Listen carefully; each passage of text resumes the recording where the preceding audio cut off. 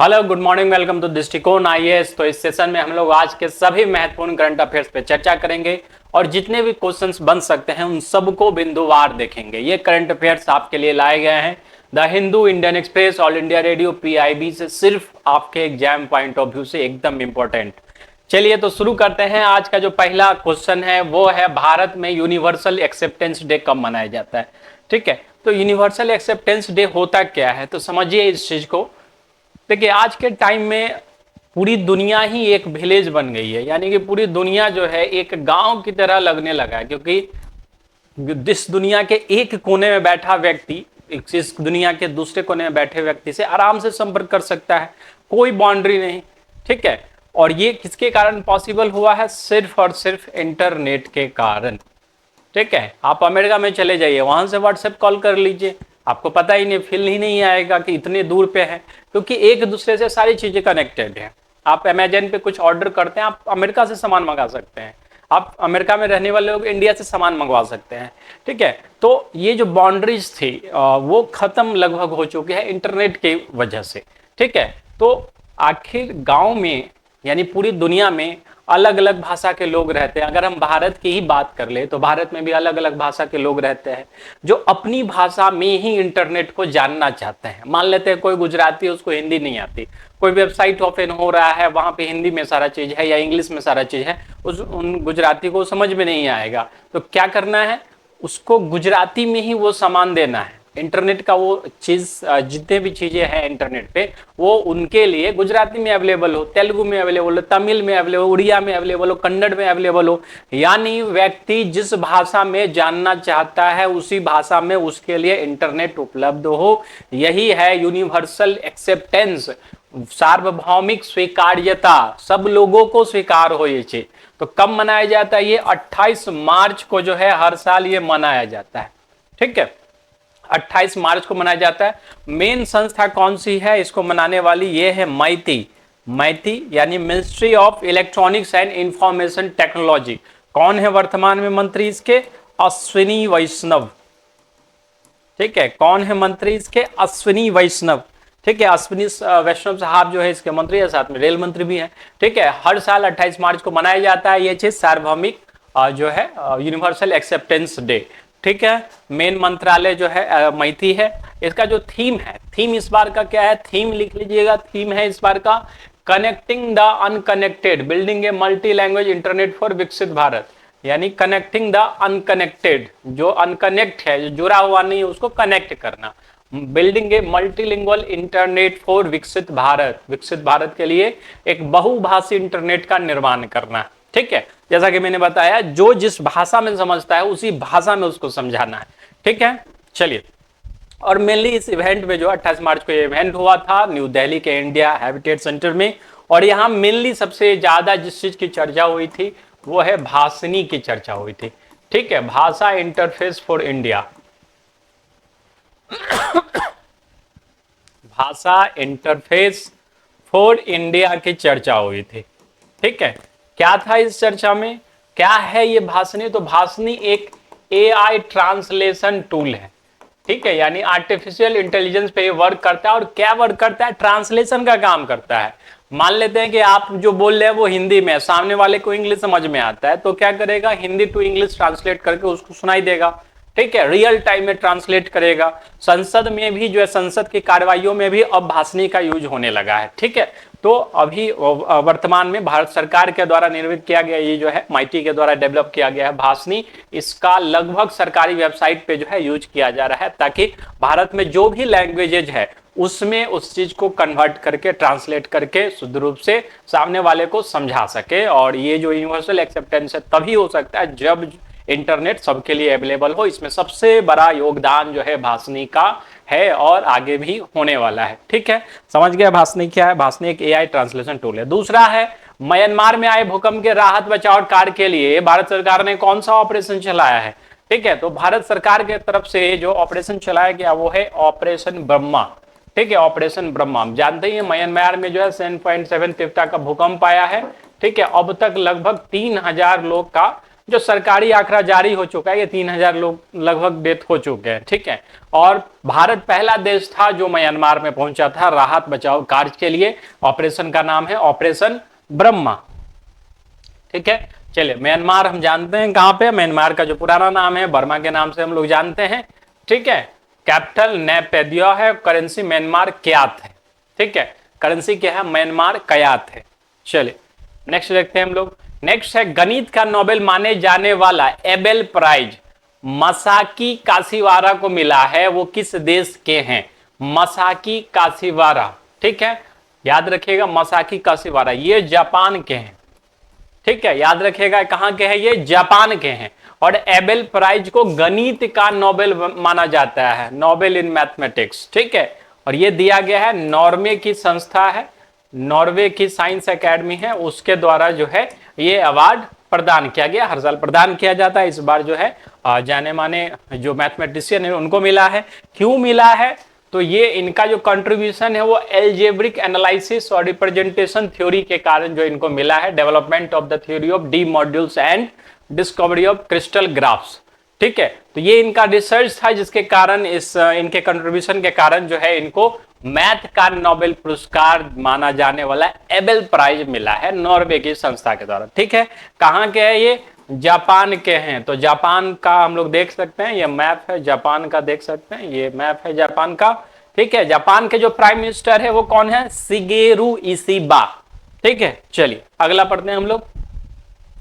New York based JP Morgan ने भारत के किस बैंक के साथ ब्लॉकचेन टेक्नोलॉजी पर आधारित 24/7 क्रॉस बॉर्डर पेमेंट्स के लिए समझौता किया है, ठीक है। तो किस बैंक के साथ समझौता किया है, तो यह समझौता किया गया है एक्सिस बैंक के साथ, ठीक है। किसके साथ, एक्सिस बैंक के साथ किया गया। वन ऑफ द लार्जेस्ट जो है प्राइवेट बैंक है भारत का एक्सिस बैंक, उसके साथ जेपी मॉर्गन ने समझौता किया। जेपी मॉर्गन कहां की संस्था है, तो ये है न्यूयॉर्क बेस्ड संस्था है, ठीक है। न्यूयॉर्क बेस्ड संस्था है, ठीक है। क्या काम करती है, तो फाइनेंशियल सर्विस प्रोवाइड करती है, ठीक है, फाइनेंशियल सर्विस। एक्सिस बैंक के साथ जो समझौता हुआ है, तो मेनली है दो चीज समझना है, पहला तो ब्लॉकचेन टेक्नोलॉजी और दूसरा 24/7 क्रॉस बॉर्डर पेमेंट्स क्या है, ठीक है। तो 24/7 का मतलब जानते ही हैं कि हमेशा कभी भी जब मन चाहे तब पेमेंट भेज सके। और कहां, क्रॉस बॉर्डर यानी कि विदेश में, भारत से कोई अमेरिका पैसा भेज सकता है, अमेरिका से कोई भारत पैसा भेज सके, किसी भी जो क्रॉस बॉर्डर्स है वहां पे आराम से पेमेंट्स हो जाए। इसके लिए जो पहला इनिशिएटिव है एक्सिस बैंक ने इस तरह का टेक्नोलॉजी पे जो है एक शुरू कर दिया, ब्लॉकचेन टेक्नोलॉजी पे। ब्लॉकचेन टेक्नोलॉजी नाम से जो है आपको कुछ और याद आ रहा होगा, ये है क्रिप्टो करेंसी। जितनी भी क्रिप्टो करेंसी बनती है उस सब के पीछे जो टेक्नोलॉजी लगती है वही ब्लॉकचेन टेक्नोलॉजी है, ठीक है, ब्लॉकचेन टेक्नोलॉजी है, ठीक है। इसको अगर संक्षिप्त में समझा जाए ब्लॉकचेन टेक्नोलॉजी है क्या, तो देखिए डाटा का एक ब्लॉक बनता है। मान लेते हैं कि आपने एंट्री किया, आप फेसबुक वगैरह पे फॉर्म भरते हैं, गूगल पे फॉर्म भरते हैं, नेम प्लेस ये वो फलाना ठिकाना ये सब फॉर्म भरते हैं, आपका डाटा जुड़ गया, ठीक है, एक ब्लॉक बन गया। फिर किसी दूसरे व्यक्ति का डाटा जुड़ गया, तीसरे व्यक्ति का डाटा जो है, जो डाटा जो है जुड़ते चला जाता है और ये एक चेन की तरह बन जाता है। इस चेन की सबसे बड़ी खासियत होती है, जो भी हैकर्स है उसके लिए सबसे बड़ी चुनौती होती है कि जैसे आप अपने पास सिस्टम का यूज कर रहे हैं, हम अपने पास सिस्टम का यूज कर रहे हैं, और इस सर्वर का लगभग मान लेते हैं लाखों जगह पे कस्टमर्स यूज कर रहे हैं। अब मान लेते हैं किसी चोर को इसका डाटा अपडेट करना या डिलीट करना है, अगर इसमें से वो डाटा डिलीट भी कर देता है तो जितना इसमें इंफॉर्मेशन है उतना इसमें भी है, उतना इसमें भी है, उतना इसमें भी है, सब में पूरे चेन में ही सेम है।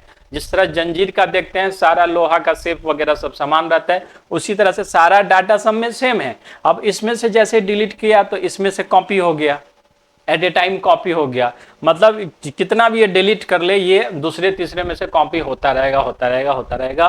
तो इसको डिलीट करने का मतलब है कि पूरे चेन में से डिलीट करना, यानी लाखों नोट्स जो कंप्यूटर्स के हैं उसमें से डिलीट करना ये इम्पॉसिबल होता है किसी भी चोर के लिए। पूरे दुनिया के सिस्टम में से एक बार तो डाटा डिलीट कर नहीं सकता है। इसलिए ब्लॉकचेन टेक्नोलॉजी वर्तमान में अभी तक सबसे ज्यादा सिक्योर माना जाता है। आरबीआई का भी जो रुपये लॉन्च हुआ है उसके पीछे जो टेक्नोलॉजी लगी हुई है वो भी ब्लॉकचेन टेक्नोलॉजी पे ही आधारित है।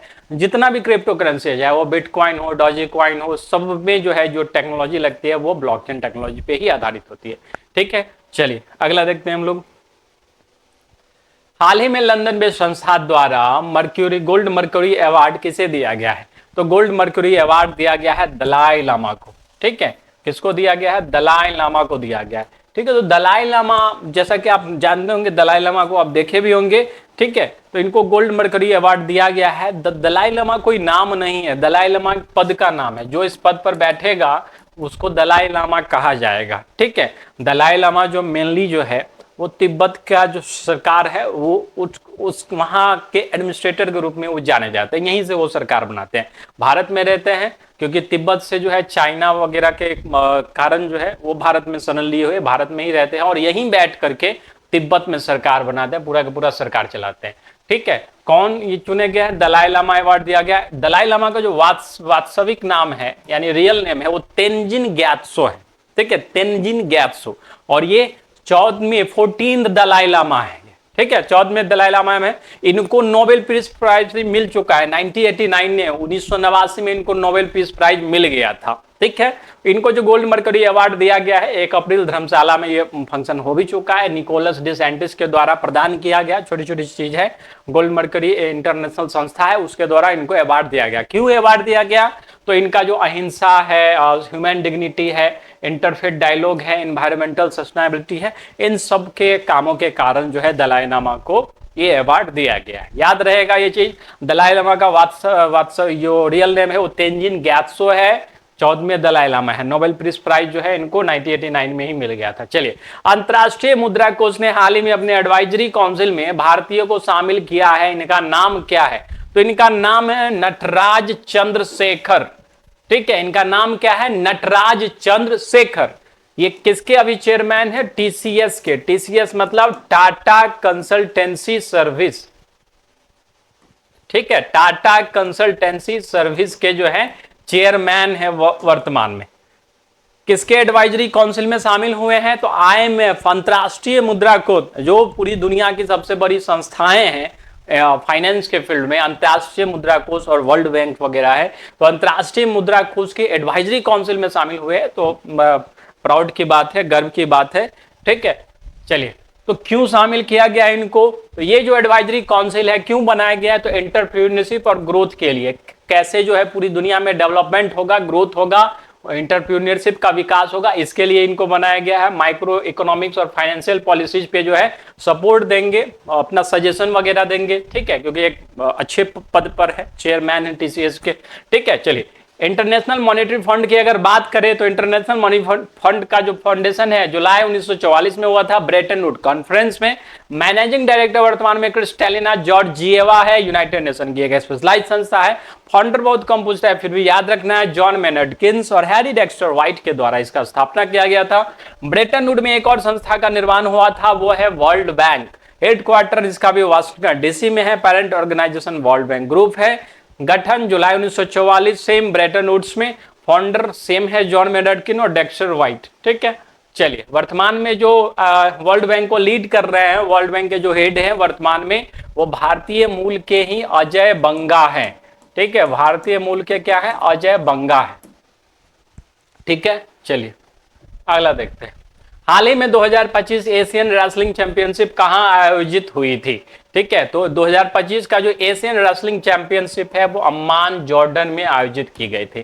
ठीक है, कहां आयोजित हुई थी? जॉर्डन में। जॉर्डन का जगह है अम्मान, वहां पे आयोजित की गई थी। सबसे खास बात क्या है? तो गोल्ड आया है भारतीय पहलवान मनीषा भानवाला को। 62 केजी के कुश्ती में जो है इनको गोल्ड मिला है। ठीक है, मनीषा भानवाला, याद रखना है, जॉर्डन अमान में हुआ था। मनीषा भानवाला को गोल्ड मिला है, साथ ही रजत पदक मिला है। अंतिम पंखाल 53 केजी में रजत पदक इनको मिला है। या ज्यादातर आपको दिमाग में रखना होगा मनीषा भानवाल, और कहां पे हुआ है? अम्मान जॉर्डन में रेसलिंग चैंपियनशिप हुआ था। ठीक है, चलिए नेक्स्ट देखते हैं हम लोग। Indian open squash women titles कहां आयोजित किया गया था? ठीक है, तो ये महाराष्ट्र मुंबई में आयोजित किया गया था। ठीक है, देखिए टेनिस और स्क्वैश, टेनिस में क्या होता है, तो एक ओपन फील्ड होता है, बीच में जो है नेट लगा हुआ रहता है, दोनों खिलाड़ी जो है एक दूसरे की तरफ ये बॉल करते हैं, ठीक है। स्क्वैश ये होता है टेनिस। स्क्वैश क्या होता है, स्क्वैश एक क्लोज्ड गेम है, ठीक है, क्लोज्ड गेम है स्क्वैश। इसमें ये जो वाल है, ठीक है, वाल पे ही मारना होता है, दोनों खिलाड़ी जो है साथ ही में वाल पे ही मारते हैं, ठीक है। तो ये स्क्वैश होता है, क्लोज्ड गेम है, टेनिस ओपन गेम है। तो स्क्वैश में जो है टाइटल्स मिला है, और ये टाइटल जो मिला है ये भी खास बात है, अनाहत सिंह 17 साल की स्क्वैश जो प्लेयर है, इनको जो है इस बार का टाइटल मिला है। मुंबई में ये आयोजित किया गया था, हांगकांग के हेलन टैंग को जो है हरा करके इन्होंने जो है प्राप्त किया है ये टाइटल, ठीक है। चलिए, तेलंगाना ने किस राज्य सरकार के साथ 520 मेगावाट हाइड्रो पावर प्रोजेक्ट के लिए समझौता किया है, ठीक है। तो तेलंगाना के द्वारा जो समझौता किया गया है वो हिमाचल प्रदेश सरकार के साथ समझौता किया गया है, ठीक है। दोनों ही कांग्रेस शासित राज्य है। 520 मेगावाट हाइड्रो पावर प्रोजेक्ट का मतलब है पन बिजली परियोजना, ठीक है, बांध बना करके जो है वहां से बिजली जनरेट करना, और मेनली इसमें जो है चेनाब नदी पे काम किया जाएगा और वहां से जो है जनरेट किया जाएगा इस चीज को, ठीक है। तो बहुत ज्यादा न्यूज है, दोनों राज्य के बारे में हम लोग को जानना है। कैपिटल है तेलंगाना का Hyderabad,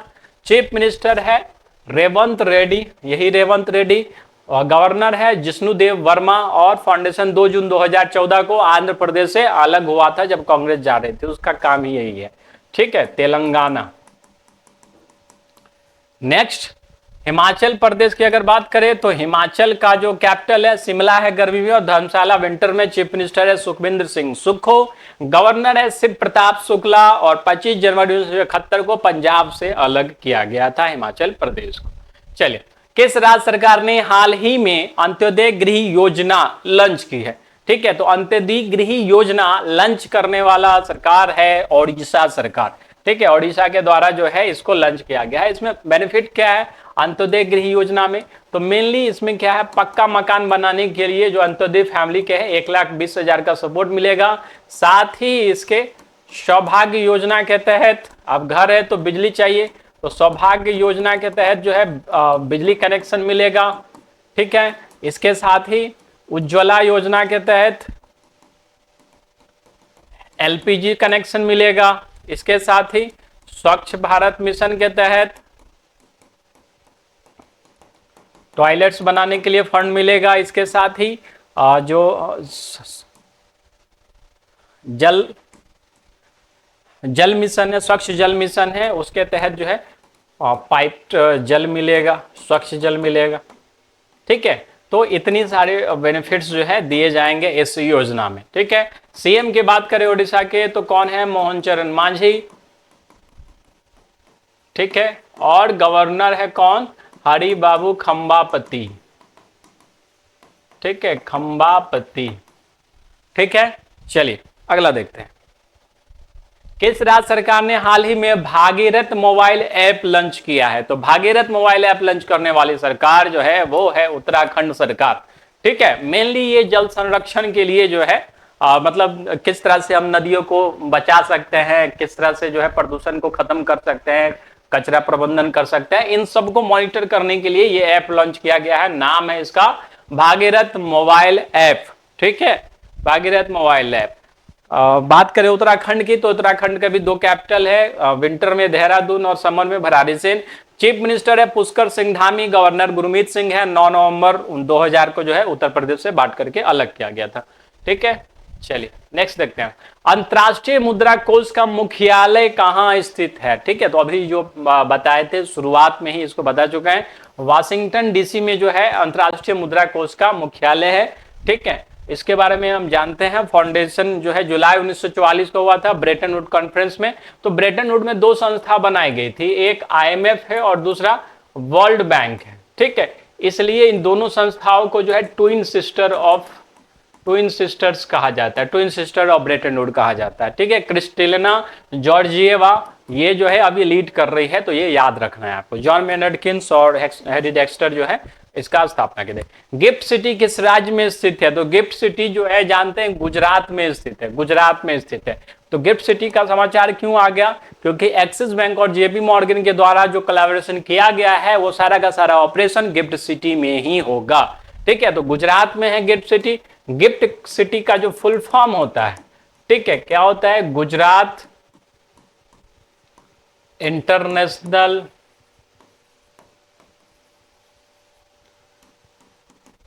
financial and Tech City. ठीक है, यहां पे कैसा काम होगा? फाइनेंशियल और टेक विथ पैसा वगैरह से संबंध और टेक्नोलॉजी से संबंधित वहां पे काम होगा। कहां पे स्थित है? गुजरात में स्थित है। गुजरात में इसको बनाया गया है। ठीक है, चलिए नेक्स्ट क्या है? सेपक टकराव वर्ल्ड कप 2025। ये रिवीजन क्वेश्चन दे दिया गया है क्योंकि काफी इंपॉर्टेंट है सेपक टकराव। सेपक टकराव का जो वर्ल्ड कप हुआ है 2025 का, वो हुआ है बिहार के पटना में, पटना इंडोर स्टेडियम में ही जो है इसका वर्ल्ड कप हुआ है, इसलिए काफी ज्यादा इंपॉर्टेंट हो जाता है। तो सेपक टकराव जो गेम है, गेम क्या है? इसमें एक बॉल को जो है बिना हाथ के सहायता से मारा जाता है। पैर से मारिए, सर से मारिए, क्योनी से मारिए, टकने से मारिए, लेकिन हाथ का यूज किए बिना जो है इस बॉल को इस पार से उस पार पहुंचाया जाता है। इसी का यही गेम है सेपक टकराव। इसका जो वर्ल्ड कप हुआ था इसमें 20 देश भाग लिए थे और इसमें जो विजय हुआ है वो हमारा भारत है। किसको हरा करके? जापान को हरा करके जो है ये विजय हुआ है भारत। ठीक है, चलिए नेक्स्ट देखते हैं। वर्तमान में EAC PM economic advisory council to prime minister के चेयरमैन कौन है? तो चेयरमैन वर्तमान में है सुमन बेरी। ठीक है, सुमन बेरी है चेयरमैन। इकोनॉमिक एडवाइजरी काउंसिल प्रधानमंत्री को सलाह देने के लिए कई प्रकार की समितियां हैं, जिसमें से सबसे जो महत्वपूर्ण समिति है वो आर्थिक सलाहकार परिषद है और काफी ज्यादा इंपॉर्टेंट है क्योंकि प्रधानमंत्री के लिए जो है पूरे देश में किस तरह से आर्थिक गतिविधियां हो रही है, क्या करना चाहिए नहीं करना चाहिए, उस पर ये सजेशन देती है। तो कुछ दिन पहले तक विवेक देवराय थे, लेकिन विवेक देवराय जी का जो है आकस्मिक निधन हो गया। उनके बाद सुमन बेरी जी सत्ता संभाल लिए हैं। ठीक है, परिषद को संभाल लिए हैं। वर्तमान में ये नीति आयोग के भी जो है उपाध्यक्ष है।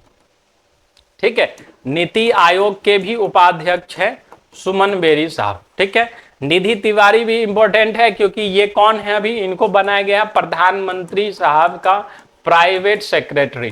ठीक है, प्राइवेट सेक्रेटरी बनाया गया। तो पूछा जा सकता है कि अभी कौन जो है प्राइवेट सेक्रेटरी बनी है प्रधानमंत्री जी के? निधि तिवारी।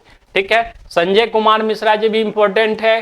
कौन है संजय कुमार मिश्रा जी? तो अभी अभी जो है न्यू मेंबर बने हैं। ठीक है, न्यू मेंबर बने हैं किसके? ईएसी पीएम के। ठीक है, और इससे पहले ये इन्फोर्समेंट डायरेक्टरेट में जो है काम का चेयरमैन थे, इस कारण से जो है इनका कद भी काफी बड़ा है। ठीक है, तो ये आज के महत्वपूर्ण करंट अफेयर्स थे। इसका जो पीडीएफ है आप इसके एप्लीकेशन से डाउनलोड कर सकते हैं या टेलीग्राम चैनल से भी प्राप्त कर सकते हैं। नेक्स्ट क्लास में हम लोग नेक्स्ट करंट अफेयर्स के साथ मिलेंगे, तब तक के लिए धन्यवाद।